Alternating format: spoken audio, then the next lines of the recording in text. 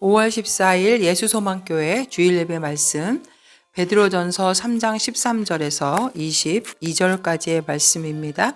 고난을 통해 그리스도를 증거하라. 너희가 열심으로 선을 행하면 누가 너희를 헤아리요.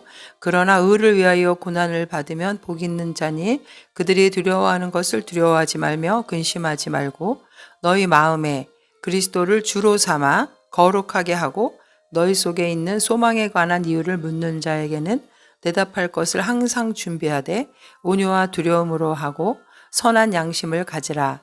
이는 그리스도 안에 있는 너희의 선행을 욕하는 자들로 그 비방하는 일에 부끄러움을 당하게 하려 함이라. 선을 행함으로 고난받는 것이 하나님의 뜻일진데 악을 행함으로 고난받는 것보다 나으니라. 그리스도께서도 단번에 죄를 위하여 죽으사 의인으로서 불의한 자를 대신하셨으니 이는 우리를 하나님 앞으로 인도하려 하심이라. 육체로는 죽임을 당하시고 영으로는 살리심을 받으셨으니 그가 또한 영으로 가서 옥에 있는 영들에게 선포하시니라. 그들은 전에 노아의 날 방주를 준비할 동안 하나님이 오래 참고 기다리실 때에 복종하지 아니하던 자들이라. 방주에서 물로 말미암아 구원을 얻은 자가 몇 명뿐이니 겨우 8명이라. 물은 예수 그리스도께서 부활하심으로 말미암아 이제 너희를 구원하는 표니 곧 세례라. 이는 육체의 더러운 것을 제하여 버림이 아니요 하나님을 향한 선한 양심의 간군이라. 그는 하늘에 오르사 하나님 우편에 계시니 천사들과 권세들과 능력들이 그에게 복종하느니라. 아멘.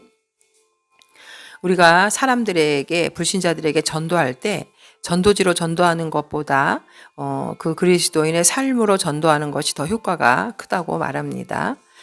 삼위일체라는 신학 용어를 처음 만들었던 신학자 터툴리안이라는 사람은 원래 신자가 아니었는데 로마의 그 그리스도인 박해 때 원형 경기장에서 굶주린 사자의 밥이 되어 가면서도 찬양을 하며 숨을 거둔 그리스도인들의 그 순교하는 모습을 보고 저들은 제3의 족속인가? 어떻게 저렇게 죽음을 두려워하지 않는가? 라고 그 모습을 보고 회심을 하게 되었다고 합니다. 이처럼 세상 사람들은 고난 가운데 절망하지 않는 그리스도인의 삶을 통해서 도전을 받게 되는 것이죠.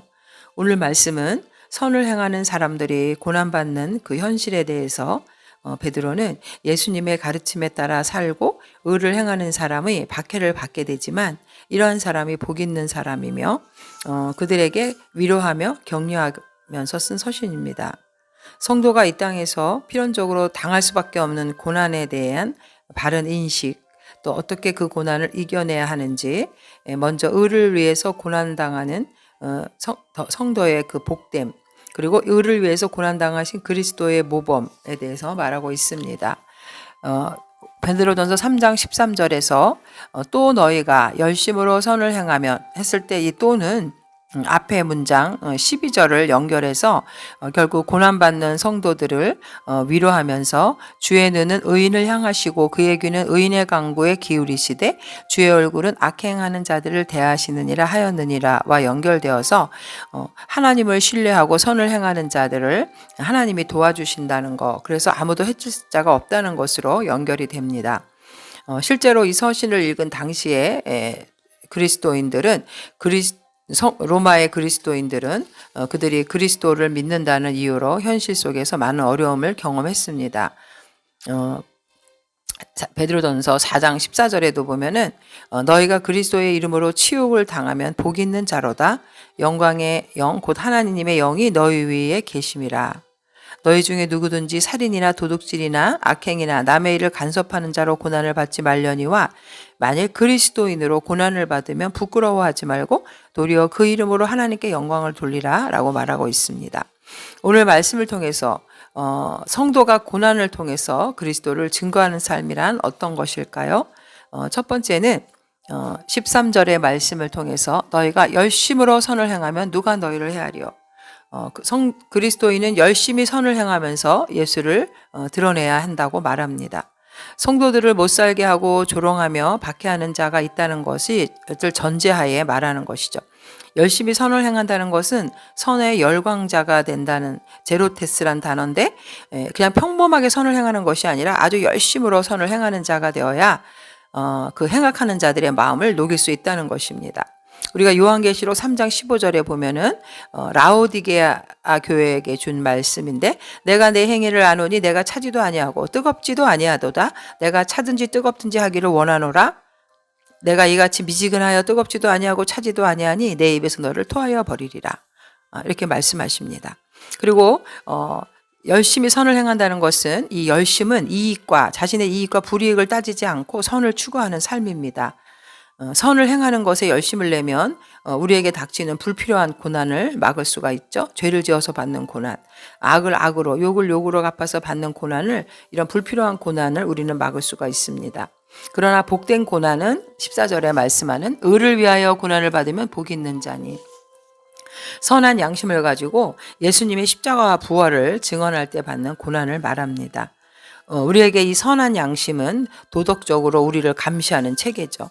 우리는 이 양심이 녹슬지 않도록 우리는 부지런히 기도와 말씀으로 성화되어 가야 합니다. 우리의 양심이 녹슬 때, 우리가 세상 사람들에게 본을 보이지 못하고 죄를 지을 때 결국 세상이 복음을 무시하는 빌미를 제공하는 것이죠. 베드로는 먼저 불신자들과 우리가 함께 살아갈 때 성도들이 열심으로 선을 행하는 것이 고난을 이기는 최선의 방법이라고 말하는 것입니다. 로마서 8장 31절에도 보면, 그런즉 이 일에 대하여 우리가 무슨 말하리요? 만일 하나님이 우리를 위하시면 누가 우리를 대적하리요? 박해자들은 우리의 육체를 상하게 할지라도 그 영혼까지는 우리를 손댈 수 없는 근본적인 해를 끼치지는 못합니다. 35절에도 누가 우리를 그리스도의 사랑에서 끊으리요? 환난이나 공고나 박해나 기근이나 적신이나 위험이나 칼이라. 그러므로 성도들은 선을 행하되 낙심하지 말고 두려워하지 말고 끝까지 참고 인내할 때 하나님께서 그 성도들에게 큰 복으로 보답해 주신다는 사실을 우리는 잊지 말아야 하겠습니다. 여기서 복이라는 단어 마카리오이는 행복한, 복을 받은, 이런 뜻입니다. 결국 복의 근원이신 하나님께서 복을 주신다는 것이죠. 우리가 옳게 살고 선을 행할 때 고난을 겪을 수밖에 없지만, 그것을 손해가 되거나 불행하거나 슬퍼하는 일로 보지 말고 행복한 것으로 보라는 것입니다. 왜 그러냐 하면, 사실 하나님께서 우리에게 복을 주신다는 개념은, 이 땅에 살면서도 하나님은 우리를 그 시험에서 감당할 만한 시험 능력을 주십니다. 고린도전서 10장 13절에도 사람이 감당할 시험 밖에는 너희가 감당한 것이 없나니 오직 하나님은 미쁘사 너희가 감당하지 못할 시험 당하면 허락하지 아니하시고 시험 당할 즈음에 또한 피할 길을 내사 너희로 능히 감당하게 하시느니라. 하나님께서 우리를 도와주신다는 것입니다. 그래서 우리가 복된 자라는 것이죠. 그러나 구체적인 복은 결국 이 땅의 현세적인 복을 말하는 것이 아니라, 심령이 가난한 자가 복이 있다라고 말씀하실 때 마태복음 5장에 이 가난함은 세상의 안목에서 보는 복이 아니라 의를 위해서 고난받는 것이고, 세상의 관점으로 봤을 때는 복된 것이 아니죠. 결국 여기서 말하는 복은 미래에 하나님께서 종말적으로 이루어 주시는 영원한 영생과 상급을 말하는 것입니다. 두 번째는 베드로 사도가 두려워하지 않고 근심하지 않음으로 예수를 드러내야 한다고 말합니다. 우리에게 두려워하지 말라고 권면합니다. 14절과 15절에 의를 위해서 고난을 받으면 복이 있는 자니 그들이 두려워하는 것을 두려워하지 말며 근심하지 말며 너희 마음에 그리스도를 주로 삼아 거룩하게 하고. 결국 우리가 예수 그리스도를 신뢰하라는 것이죠. 주님을 신뢰할 때 우리가 근심하지 않고 두려워하지 않을 수 있습니다. 그리스도를 마음에 주로 삼아 거룩하게 한다는 것은 두려워하지 말고 소동하지 말고 담대하라는 것이죠. 여기서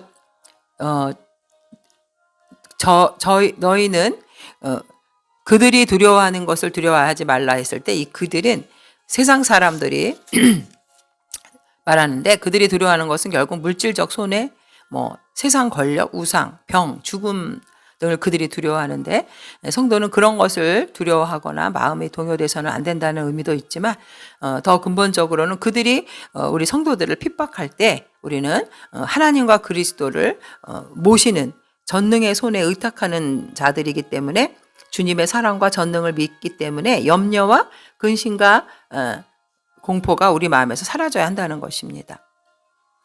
요한복음 14장 1절에도 너희는 마음에 근심하지 말라, 하나님을 믿으니 또 나를 믿으라. 그리스도를 주로 삼아 거룩하게 한다. 이 거룩하게 한다는 말은 그리스도가 그 능력과 사랑과 권세와 존귀가 모든 면에서 사람 혹은 사탄과는 절대적으로 다르고 우월하다는 사실을 인정하는 것을 말합니다. 다시 말해서 그리스도가 만왕의 왕이고 모든 권세를 가진 분이고 우리를 위해서 자신의 생명까지 내어준 사랑의 주님, 또 이 땅의 만물을 정복한 분으로서 완전히 구별된 분이라는 것을 나타내는 것이죠. 그리스도가 이처럼 이 땅에 우주적 권세를 가진 하나님이라는 걸, 능력의 하나님이라는 것을 우리 마음에 성별된 자로, 구별된 자로 계실 때 우리가 이 땅에 세상적인 두려움을 가질 수 있겠습니까? 여기서 14절 하반부에 두려워하는 것을 두려워하지 말고 근심하지 말고 마음에 그리스도를 주로 삼아 거룩하게 하고, 이 말은 이사야 8장 12절과 13절을 반영하고 있습니다. 이사야 8장 13절에 만군의 여호와 그를 너희가 거룩하다 하고 그를 너희가 두려워하며 무서워할 자로 삼으라. 오직 우리가 두려워할 자는 바로 하나님 한 분밖에 없습니다. 그래서 마태복음 10장 28절과 29절에도 보면 몸은 죽여도 영혼은 능히 죽이지 못하는 자들을 두려워하지 말고 오직 몸과 영혼을 능히 지옥에 멸하실 수 있는 이를 두려워하라. 마틴 루터 킹 목사는 인종차별주의자들에게 말로 다 할 수 없는 욕과 협박을 당했습니다. 어느 날 마틴 루터 킹 목사님의 집이 폭탄 테러로 무너졌다는 말을 무너졌습니다. 그래서 많은 사람들이 분노해서 이를 두고 복수를 해야 한다고 했지만 목사님은 이렇게 말했습니다. 예수님은 지금도 원수를 사랑하라고 하십니다. 증오에 우리는 사랑으로 맞서야 합니다. 믿음과 확신을 가지고 집으로 돌아가십시오. 결국 이 목사님의 말씀은 증오는 두려움의 다른 말을 말하는 것이죠. 그러나 사랑은 그리스도를 주로 삼는 마음에서 나오는 것입니다. 그래서 15절에 너희 마음에 그리스도를 주로 삼아 거룩하게 하고 너희 속에 있는 소망에 관한 이유를 묻는 자에게는 대답할 것을 항상 준비하되 온유와 두려움으로 하고. 이제 세 번째로서 우리가 고난 가운데 왜 기뻐하는지 묻는 이 세상에 대해서 우리는 온유와 경외함을 보여줌으로써 예수님을 드러내야 한다는 것입니다. 고난을 이기고 그것이 바로 세상에 향한 복음 증거의 기회로 삼으려는 것입니다. 그리스도인들은 자신이 가진 소망이 무엇인지 묻는 질문에 대한 답을 항상 준비하고 갖고 있어야 합니다. 그리고 그 답은 온유와 두려움을 바탕으로 해야 합니다. 그 온유함은 하나님을 완전히 신뢰하는 데서 나오고 또 완전한 신뢰는 하나님을 경외하게 합니다. 하나님을 신뢰하고 경외하는 것이야말로 그리스도인들이 세상에 보여주어야 할 답이며 태도인 것입니다. 온유라는 것은 하나님을 온전히 신뢰할 때 지금 내가 받는 고난을 통해서 하나님께서 반드시 선한 열매를 맺게 해주실 것이라는 확신, 지금 우리가 눈에 보이는 이 세상의 주인인 것처럼 보이는 악은 결국 쓰러지고 선이 승리할 것이라는 확신, 이 확신이 있는 사람들은 지금 여기에 고난 속에서도 온유할 수 있는 것입니다. 그래서 성도들이 의를 위해서 고난을 당하면서 소망 중에 참으며 선행으로 대처하라는 권면을 하고 있는 것입니다. 이제 사도 베드로는 왜 우리가 고난 가운데서도 기뻐하고 그것을 묻는 자들에게 온유와 경외함을 통해서 복음을 증거해야 하는지 18절 이후에 예수 그리스도의 사역에 대해서 설명하고 있습니다. 예수님은 18절에도 보면은 그리스도께서도 단번에 죄를 위하여 죽으사 의인으로서 불의한 자를 대신하셨으니 이는 우리를 하나님 앞으로 인도하려 하심이라. 육체로는 죽임을 당하시고 영으로는 살리심을 받으셨으니. 그리스도께서는 의로운 분이셨지만 인간의 죄 때문에 고난을 받으셔야 했습니다. 그 결과로 죄인인 우리들이 구원을 얻고 하나님께 가까이 나아갈 수 있게 된 것이죠.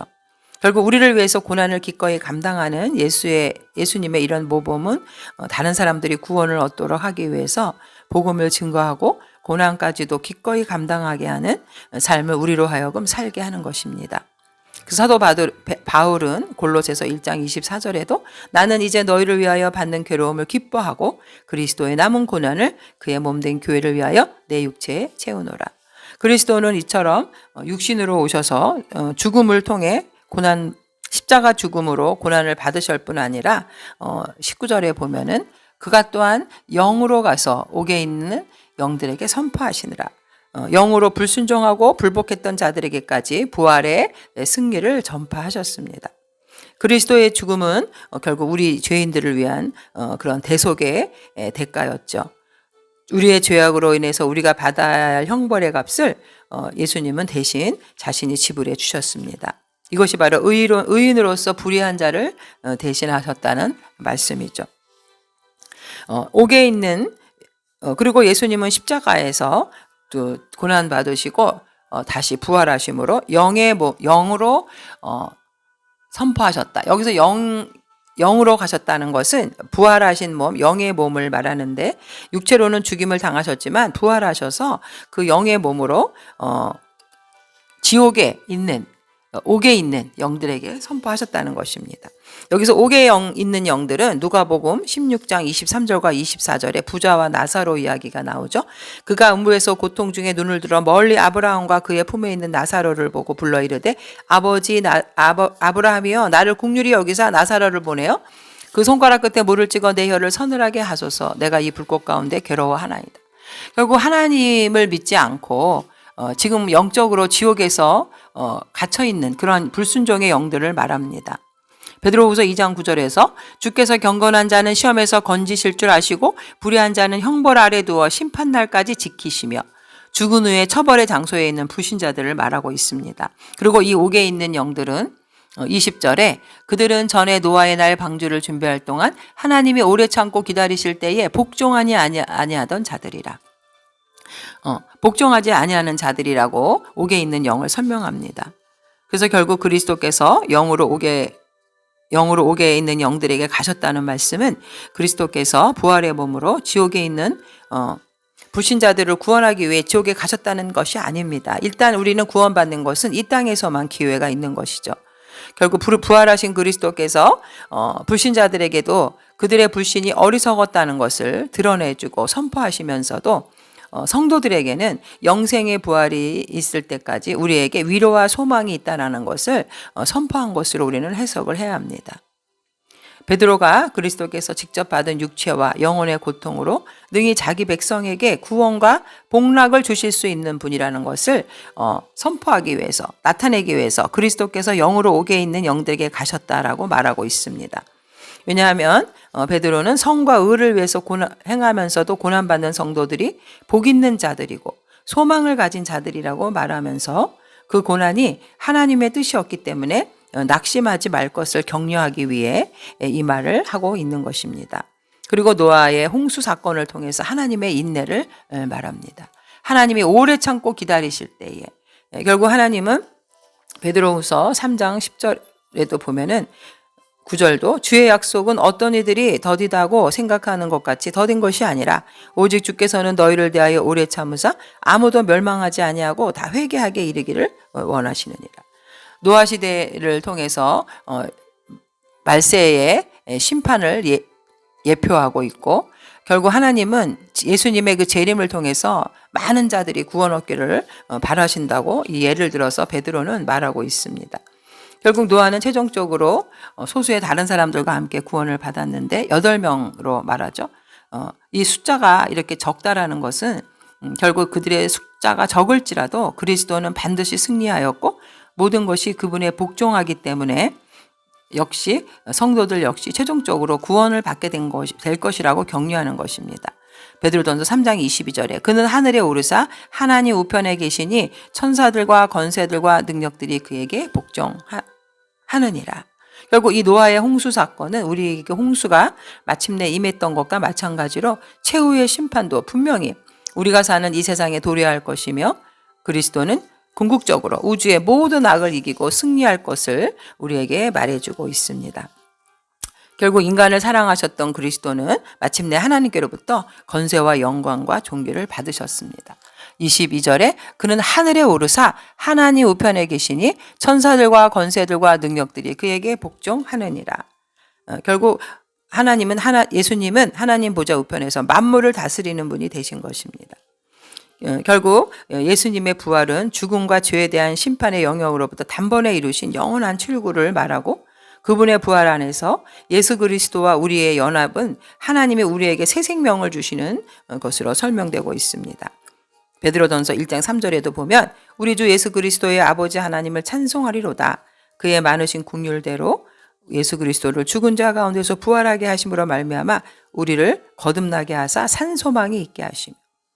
그러므로 성도들은 이 불신이 가득한 사회에 살면서 남을 위해 선을 행하며 무고하게 고난당하는 것이 예수 그리스도의 고난을 본받는 것으로 결국 우리는 하늘의 상과 영광의 기업을 쌓는 것이 된다는 것입니다.